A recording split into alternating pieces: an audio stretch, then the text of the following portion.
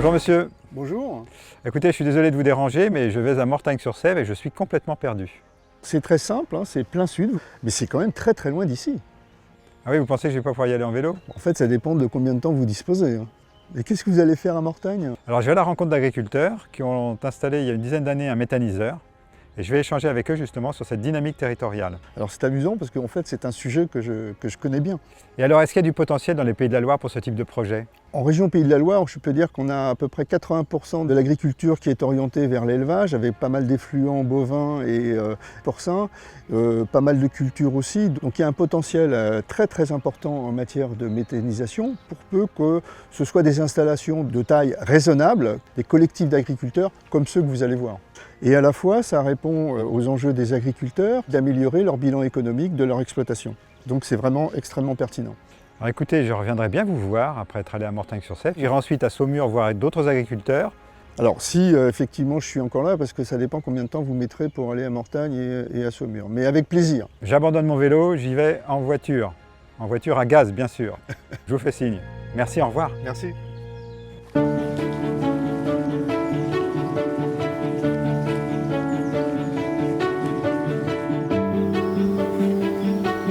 Bonjour Damien. Bonjour Gilles. Bonjour Olivier. Bonjour Gilles. Merci de m'accueillir dans les jardins de la Cure de Mortagne-sur-Sèvre. Alors il y a une dizaine d'années, vous êtes lancé dans AgriBiométhane. Qu'est-ce qui vous a poussé, vous, les exploitants agricoles, à vous lancer dans la méthanisation? L'idée, c'était de valoriser nos effluents d'élevage. Donc avec ces déchets, on produit un gaz vert, mais aussi, une fois que la méthanisation est finie, le cycle, on récupère le digestat et on l'épand sur nos parcelles, parce que ce produit ne sent pas. Et en plus, il apporte un fertilisant à nos cultures. Ça nous permet de diminuer de 80% nos achats d'engrais chimiques. Merci Damien. Alors et toi Olivier? En tant que producteur de porc, souvent on avait une étiquette collée. Je voulais démontrer que moi aussi je me préoccupais de l'environnement. Et le groupe AgriBiométhane, les 10 agriculteurs, là ce qu'on fait, on produit une énergie locale, non délocalisable. Et je pense que pour la commune, c'est une valeur sûre. Il y a 4 ans, vous lancez la station BioGNV de Mortagne-sur-Sèvre. Qu'est-ce qui vous a amené à lancer cette station? Tout simplement donner une vie à notre gaz vert qu'on produit, faire rouler des véhicules avec nos effluents d'élevage, c'est quelque chose de formidable. Sur notre station, c'est à peu près 70 à 80 pleins par jour pour les entreprises, les particuliers du secteur qui roulent avec ce carburant propre. C'est sans doute un des ciments d'AgriBiométhane, solidarité et envie d'entreprendre. Merci Damien, merci Olivier. Et maintenant partons à Saumur à la rencontre de Lucien Gerbier. C'est parti.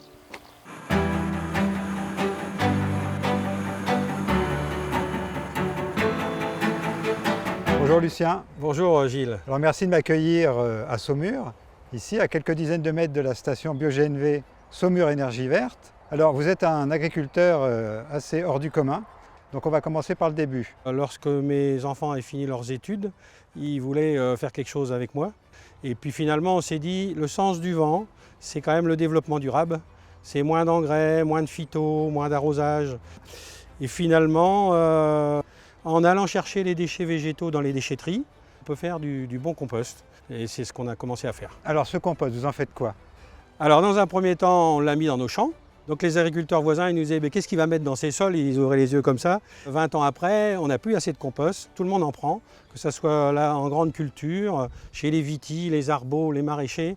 Voilà, on n'a pas assez de compost aujourd'hui. Donc tout le monde en veut. Vous allez un petit peu plus loin, en 2016, vous décidez de vous lancer dans la méthanisation. Tout de suite, les élus ont dit ah bah oui, ça nous intéresse, hein, parce que ça permettra de verdir un peu l'agglo de Saumur avec des énergies renouvelables. Et notamment, c'est eux qui m'ont trouvé le terrain, proche d'un tuyau de gaz pour pouvoir construire une méthanisation.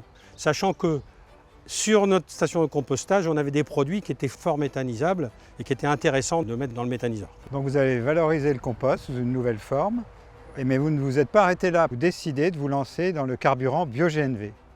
On s'est aperçu que le biogaz il pouvait être utilisé par tous les véhicules de la région, quoi.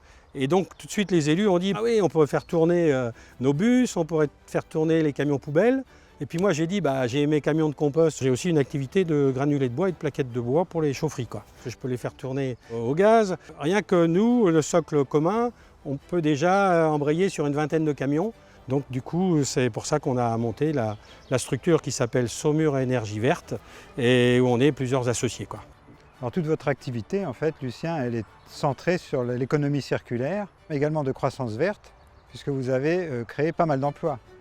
Alors moi, à mon niveau, depuis une vingtaine d'années, on a créé 75 emplois en à peine 20 ans. Merci beaucoup, Lucien, et félicitations. Merci Gilles, bientôt.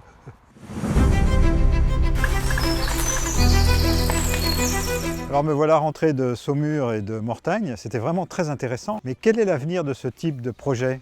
Si on veut répondre aux enjeux de demain sur les questions énergétiques et climatiques, il va falloir passer à peu près de 400 unités de méthanisation avec injection biogaz aujourd'hui en France, à près de, allez je vais exagérer, mais 12 000 installations. Donc on voit bien qu'il y a un enjeu d'implantation sur nos territoires.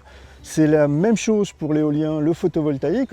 La question qu'il y a derrière, c'est comment la population qui habite sur ces territoires accueille ces projets locaux sans s'y opposer et donc en adhérant à ces projets. Et ne pas faire comme on faisait au XXe siècle, parachuter des projets ou faire dans son coin. Et là, je dirais que les dispositifs administratifs ne s'y prêtent pas encore vraiment. Alors, je me suis renseigné avant de revenir ici. On est à la Chantrerie, c'est un lieu magnifique au bord de l'Erdre.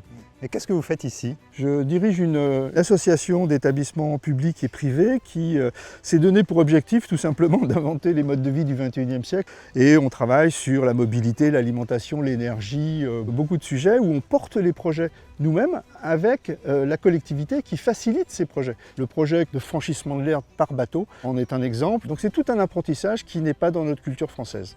Merci beaucoup pour cette magnifique rencontre dans ce magnifique lieu de la Chantrerie. Au revoir. Merci.